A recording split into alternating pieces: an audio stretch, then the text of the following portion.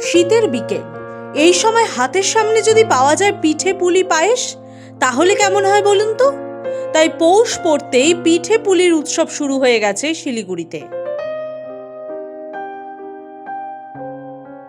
মহানন্দা নদীর পাশে শুরু হয়েছে পৌষ মেলা, আর এখানেই মিলছে নানা ধরনের পিঠে পুলির সম্ভার।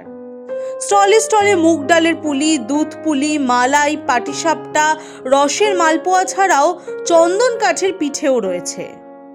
পৌষ মেলা মানে পিঠার মেলা, তো অনেক টাইপের পিঠা আছে, তার মধ্যে স্পেশালি চন্দন কাঠ পিঠে আমাদের, যেটা বাংলাদেশের রেসিপি, তো ওটা আছে। আর তাছাড়া অনেক টাইপের পিঠা আছে। পিঠার মধ্যে চন্দন কাঠ, বকুল পিঠে, মুগ ডালের পুলি, দুধ পুলি, এগুলো তো আছে। রসের মালপোয়া একটা আছে, তোমার হলো মালাই মালপোয়া, পাটিসাপটা, ওটা ক্ষীর এবং মালাই দিয়ে ইউজ করা হয়।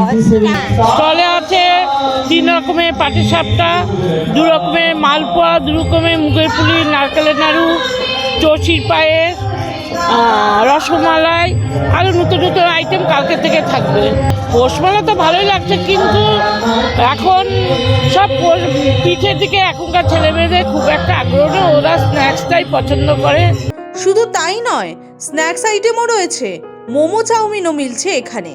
আমরা স্ন্যাক্সও রেখেছি, কারণ কি এখনকার বাচ্চা কাচ্চা কিন্তু পিঠা খায় না, কিন্তু সব বাবা মাকেই বলবো বাচ্চাদের পিঠার সাথে পরিচয় করান, খাওয়ান, আপনারাও খান, বাচ্চাদেরও খাওয়ান।